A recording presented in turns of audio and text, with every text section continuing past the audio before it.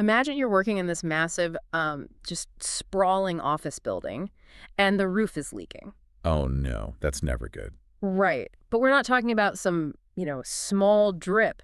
Every single time it rains, the main lobby just completely floods. Wow, okay, so it's a disaster. A total disaster. And everyone who works there knows it's leaking. Like, the structural engineers have literally drawn up the exact blueprints to fix it. So they have the solution right there. Exactly. And executive management, they look at the blueprints and they publicly agree, like, yes, these are absolutely perfect. But let me guess, they don't actually fix it. Nope. Instead of just sending a crew up there, management forms a specialized committee to study the blueprints. Of course they do. Yeah. And years go by. The lobby keeps flooding, more committees are formed, new reports get drafted, and absolutely nothing changes. Yeah, I mean, that is just infuriating. Have you ever looked at your company or, your city council or your national government and felt that exact specific kind of maddening frustration? I think we all have, honestly. Right. You just constantly wonder why massive, glaring problems in our institutions never seem to get fixed, even when everyone knows exactly what the solution is. It is arguably probably the most pervasive structural frustration of modern life. Yeah, completely. We tend to look at that flooding lobby and assume it's just a failure of intelligence. Like, we think there must be a lack of good advice or maybe just a deficit of moral character among the people in charge. Like they're just not smart enough or good enough. Exactly. The natural assumption is that someone just needs to explain the problem more clearly, or, we just need to elect better people, and then the system will magically correct itself. But today, we are doing a deep dive into a single, incredibly powerful source that flips that entire assumption completely on its head. It really does. It's fascinating. We are pulling apart this essay by Elias Kunis called When Does Reform Actually Happen? And the mission of this deep dive is to map out the actual architecture of real structural change. Right, because we want to discover how these entrenched, stubborn systems can actually be bypassed.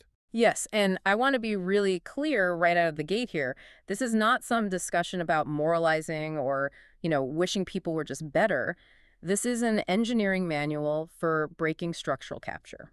Yeah, we are going to impartially explore these historical case studies from the text, and they span multiple countries and entirely different political alignments. So no picking sides. No, not at all. We aren't endorsing any specific political ideology here. We are strictly looking at the mechanics, the nuts and bolts of what historically actually works to break political gridlock when, asking nicely, completely fails. Okay, let's unpack this. Before we can talk about how reform actually succeeds, we kind of have to look at why the default approach almost always fails. Right, the default approach being just gathering a bunch of smart people to give expert advice. Exactly. Why doesn't that work? Well, to understand that failure, you really have to look at what's called the governance alignment problem. The governance alignment problem. Okay. Yeah, it operates on this foundational rule power structures do not reform themselves against their own interests. Yep. Oh, wow. Okay. And, this isn't rooted in cynicism, it's just basic selection pressure.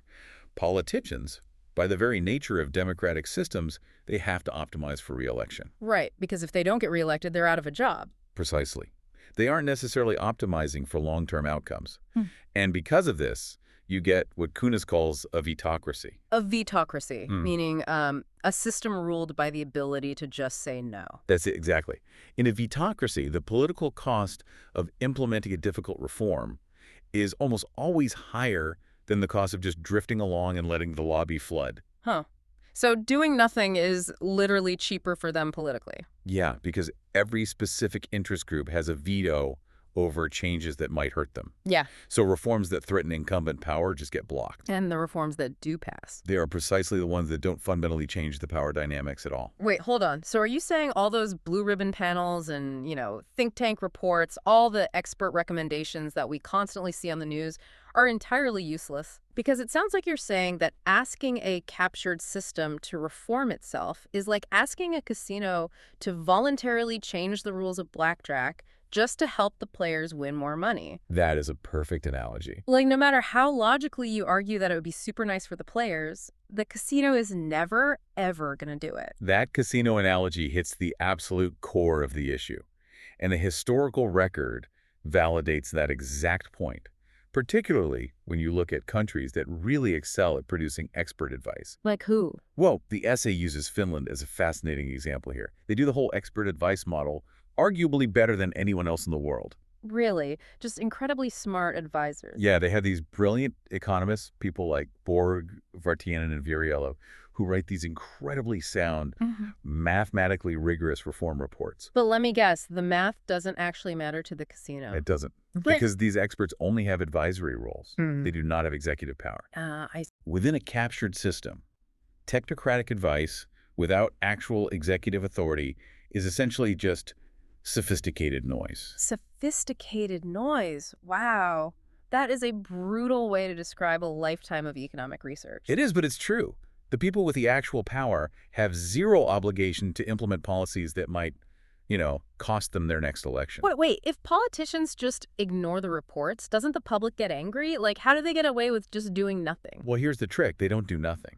They engage in what Kunis calls simulated metamorphosis. Simulated metamorphosis. Yeah, they achieve this through this brilliant bureaucratic defense mechanism called complexity laundering. Okay, you have to break that down for me. How does complexity laundering actually work? Here are the mechanics of it.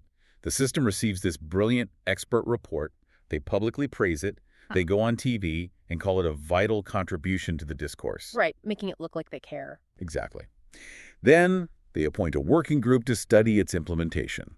Finally, they bury the recommendations in so much bureaucratic complexity, subcommittees, and endless stakeholder feedback sessions that absolutely nothing of substance actually changes. Oh man, so they basically just simulate the feeling of addressing the problem. Yes. They hold all these press conferences about the new committee, which totally satisfies the public's demand for action, but they carefully ensure no real action ever occurs. You nailed it. The form of the institution changes, like maybe a new department is created, but the underlying dysfunction just persists. So that's the trap of expert advice. It just feeds the simulation. Exactly. It's all part of the game. Okay, so if asking nicely with brilliant expert reports is a total dead end, the natural question is how you actually force the issue. Right. Because if gradual reform just gives entrenched interests time to mobilize and block the change, what is the alternative? How do you bypass them? Well, the alternative is to move so decisively that you bypass their ability to object entirely. You overwhelm the system. Overwhelm. Yeah, and if we look at the historical data, there are a few mechanisms that achieve this, and they essentially involve burning down the normal political process. Here's where it gets really interesting. How do you burn down a political process in a modern democracy? Give me a concrete example of what that actually looks like on the ground. You have to look at New Zealand between 1984 and 1990. This period is the prime case study for a strategy we can call the blitzkrieg, or shock therapy. Okay, the blitzkrieg. What was happening in New Zealand in 1984? Back then, New Zealand was one of the most heavily regulated economies in the entire developed world. They were facing a massive currency crisis, super high inflation, and totally unsustainable debt. So things were really bad. Very bad. So the incoming government, specifically led by Finance Minister Roger Douglas, just unleashed this tidal wave of radical liberalization. They called it Rogernomics. Rogernomics, got it. But what made it a blitzkrieg? Did they just pass a bunch of laws really fast? Basically, yeah. It was built on two crucial tactical pillars, bundling and speed. Bundling, like a cable package. Kind of, yeah. Bundling meant they didn't do things piecemeal. They didn't just propose a tax reform, wait for the public debate, and then move to the next item. Oh, because that would give people time to fight back. Exactly. So they bundled the tax system, the removal of agricultural subsidies, the floating of the currency, and financial deregulation all into massive, overwhelming legislative packages. I see. So if you only attack one thing at a time, the lobbyist for that specific thing can just marshal all their resources to fight you. Right. But if you attack 50 things at once, the interest groups can't form a coherent defense. They're too busy putting out their own fires to team up against you. And that ties directly into the second pillar, which is weaponized speed. They intentionally moved faster than the opposition's Odo loop. Wait, that's the military concept, right? Observe, orient, decide, and act. Yes, exactly. By the time the manufacturing lobby got themselves organized to protest the sudden tariff cuts, the government had already moved on to corporatizing state assets. Wow. They were just dizzy. Completely. Yeah. They wiped out agricultural subsidies practically overnight. Farmers literally woke up to find their entire financial safety net just gone, and they simply had to adapt or fail because the government was already busy dismantling something else. They never let the entrenched actors catch their breath for even a second. Not once. But wait, the backlash to that must have been apocalyptic. You can't just blindside an entire electorate like that in a democracy and expect them to be okay with it, even if the economy eventually stabilizes. Girl, you're totally right. The democratic cost was absolutely immense. The electorate felt completely betrayed. I would imagine. The strategy created such a massive legitimacy deficit that it eventually sparked a literal constitutional revolution in New Zealand. A revolution. A constitutional one. Yeah. The public was so traumatized by this unchecked executive power Yeah. that in 1996, they literally changed their entire voting system just to prevent it from ever happening again. Wait. They change how they vote just to stop politicians from moving too fast? How does that work mechanically? They abandoned their first-past-the-post system, where one party could easily win a dominant majority, and they adopted mixed-member proportional representation, Mixed member proportional. also known as MMP. In a proportional system, a party's seats in parliament perfectly matched their share of the popular vote. Mechanically, this almost always guarantees that no single party gets a majority. So they're forced to form coalition governments. Exactly. And a coalition government requires constant compromise, which completely neutralizes the speed and bundling required for a blitzkrieg. That proves the point perfectly. Like, the blitzkrieg works to break the gridlock, and it can even be economically durable, but the political backlash is basically nuclear. Yes. People will literally rewrite the Constitution just to ensure you can never do it to them again. So, are there other ways to overwhelm the system that don't involve a single politician acting like a dictator? There is. It's called the technocratic interregnum. Okay, that sounds fancy. What is it? Well, if the blitzkrieg relies on executive speed, the technocratic approach relies on suspending normal politics entirely during a massive market panic. A market panic. Okay, do we have a historical example of this? A clear one is Italy from 2011 to 2013. Okay, set the scene for me. What was happening in Italy? Italy was facing a severe bond market panic. Right. The political system was just completely paralyzed by internal conflict.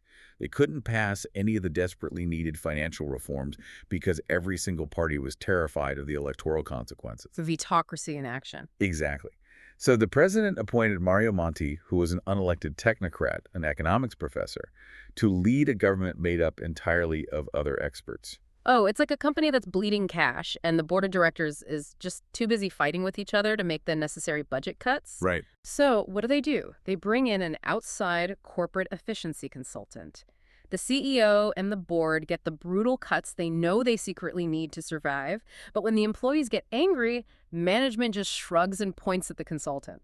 Hey, it wasn't us, the consultant fired you. That is the exact political dynamic at play. It is political outsourcing. The major Italian parties supported Monti in parliament, but they strategically took 0 cabinet positions. So clever. Yeah, this allowed them to outsource all the blame for incredibly harsh austerity measures. Things that had been blocked by vetocracies for decades, like the Fornero pension reform, which drastically raised the retirement age, were suddenly passed in a matter of months. Because normal politics was suspended. The politicians didn't have to worry about the next election because they weren't technically the ones making the laws. Exactly. But there has to be a catch here. What is the failure mode of bringing in the consultants? Low durability. Technocracy is a temporary emergency fix. Once the acute market panic subsides, the traditional parties return. And then what happens? Well, worse than that, imposing reforms from the top down without electoral consent fuels massive populist insurgencies. Because people feel totally ignored. Yes. In Italy, the rise of the five-star movement was a direct, visceral reaction to this exact era. The narrative just became unaccountable elites conspiring against the people. So both the blitzkrieg and the technocrat approaches rely on overwhelming the system, but they both cause massive democratic backlash. They do. It makes me wonder if there is a less explosive option. Like, can you achieve reform by locking all the players into a room together so nobody can escape the blame? You can, and that mechanism is known as the grand bargain or the social pact. A grand bargain. Right. Instead of bypassing the politicians, it attempts to bind all major political parties to a single deal. It effectively removes the incentive for any one party to defect and exploit the reform for cheap populist points. Who has actually pulled that off successfully? Sweden did in the 1990s. Sweden hit this brutal dual crisis. They had a severe banking collapse and the sudden undeniable realization that their public pension system was mathematically doomed due to demographics. So a true burning platform moment. Exactly. To solve it, elites from all the major parties, the Social Democrats and the center-right, formed a working group. But the crucial mechanic was that they worked in camera. Meaning in secret, completely behind closed doors, totally shielded from media pressure, daily polling, and lobbyist interference. Yes. Without the pressure of public posturing, they built a completely new structure, a notional defined contribution system. Okay, break that down for me. What makes that system different, and why did they need secrecy to build it? A notional defined contribution system changes pensions from a political promise into a strict math equation. Ah. It tracks an individual's lifetime contributions and ties their ultimate payout strictly to life expectancy and actual economic growth. If the economy shrinks or if the population ages faster than expected, benefits just automatically adjust downward. Oh, I see the genius in that. It totally takes the power away from future politicians. Right, they can't mess with it anymore. They can no longer promise unearned pension increases just to win votes because the payouts are locked to economic reality. And it neutrally bridged deep political divides. For the right-wing parties, it provided absolute fiscal sustainability. For the left-wing parties, it preserved a universal state-managed system. So everyone wins. And even more critically, it neutralized the powerful labor unions. Wait, how did it neutralize them? Because the unions couldn't effectively fight a reform that their own party, the Social Democrats, had helped engineer. By taking the issue out of the realm of political bargaining and turning it into an automatic formula, there was literally nothing left for the unions to negotiate against. Hearing that, my immediate reaction is that it sounds perfect. Like, why not just do that everywhere? Just lock the politicians in a room until they agree on a sustainable formula. Well, you have to consider who was actually allowed into that locked room. Good point. This introduces a severe pathology that the essay calls the insider-outsider trap. Grand bargains are negotiated between highly organized interests, major parties, big unions, massive employer associations. Meaning the unorganized people, like the young, the unemployed, the freelance workers, are usually the ones who get thrown under the bus to make the math work. Exactly. The resulting deals aggressively protect the insiders. The older workers keep their generous benefits, while the younger generation faces a completely different, much harsher reality. The people without a lobbyist in the room end up paying the bill. Okay, so tying your own hands definitely has a generational cost. But what if the pressure to reform comes from outside the country entirely? Like, what if the politicians can just say, hey, we don't want to do this, but the international community is forcing us? That strategy is known as external constraint, or basically leveraging international obligations to force domestic changes that would otherwise be politically impossible. Give me a comparison of how that actually plays out in the real world. The contrast between Estonia and Greece illustrates this perfectly. Yeah. In Estonia in the 1990s, right after the fall of the Soviet Union, you had these young reformers in government. Okay. They used the overriding existential goal of joining the European Union and NATO to enforce incredibly hard budget constraints. They let inefficient Soviet-era industries go bankrupt. They basically told the public, this pain is the price of admission to the West. And it worked because the domestic leaders actually wanted the reforms. They just used the EU as an excuse to do what they already knew needed to be done. Precisely. But then look at Greece during the Eurozone crisis. In Greece, you had the Troika, the IMF, the European Central Bank, and the European Commission demanding massive structural reforms in exchange for bailout money. But let me guess, the Greek politicians didn't actually want the reforms. Exactly. There was no internal ownership. The domestic patronage networks did not want the reforms.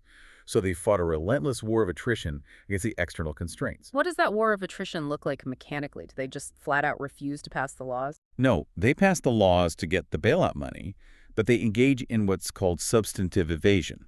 Substantive evasion. Yep, they write the legislation with massive loopholes. They underfund the enforcement agencies. The external body can mandate laws, sure, but they can't force a captured civil service to actually implement them on the ground. Wow. You end up with formal compliance on paper, but absolute evasion in reality. Okay, let's take a breath. Because up to this point, every single mechanism we've discussed, the blitzkrieg, the technocrats, the grand bargain, the external constraint, every single one requires an acute, massive crisis. Yes, I do. A currency collapse, a bond market panic, the fall of the Soviet Union. But what happens to you and your society when the crisis is slow? This is perhaps the most dangerous scenario. It is the slow crisis trap, or the boiling frog problem. Yeah, I'm boiling frogs. Right.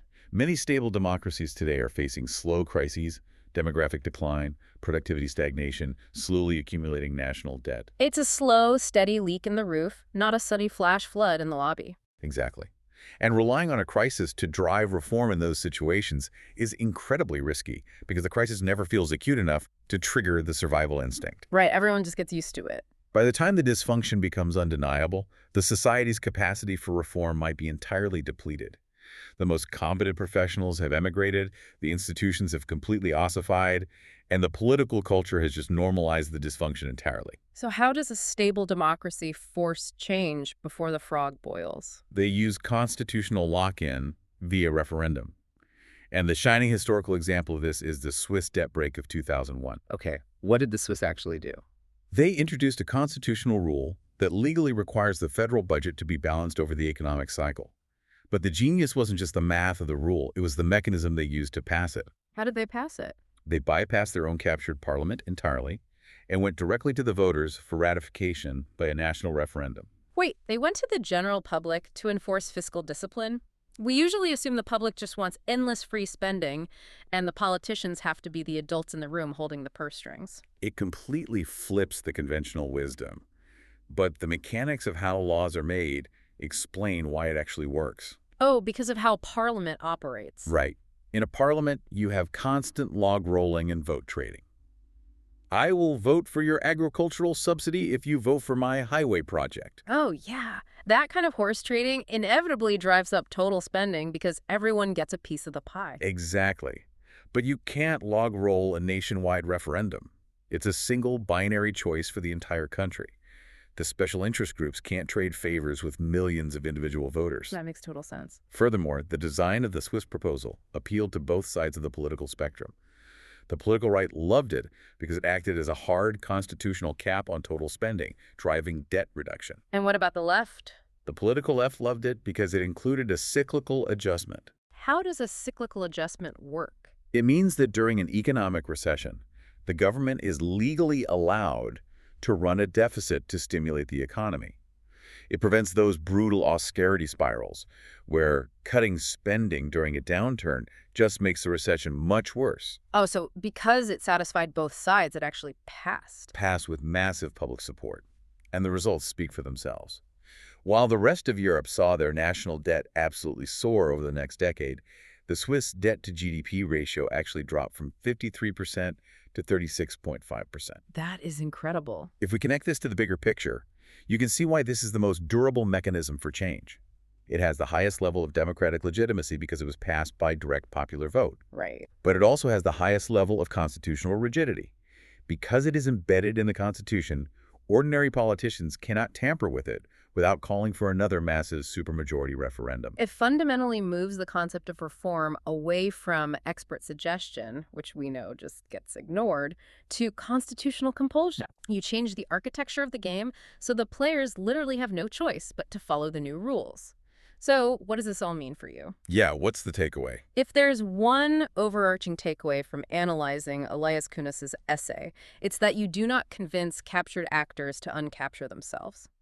You have to stop writing brilliant reports for systems that are structurally designed to ignore them. Right. Simulated metamorphosis will defeat expert advice every single time. Exactly. And that framework applies anywhere, whether you are looking at a national government, a local city council, or the corporate hierarchy of the company you work for. If a reform proposal relies on entrenched, comfortable actors voluntarily acting against their own interests, it will fail.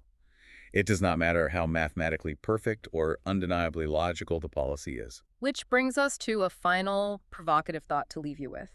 When discussing how individuals can force change outside of these massive political movements, the text briefly mentions a concept called exit threats that make reform cheaper than brain drain. That's a really powerful idea. Think about the dysfunctional systems you inhabit in your own life, whether it's your city, your industry, or your specific workplace. What is your personal exit threat? Do you have the ability to take your skills, your capital, or your labor somewhere else?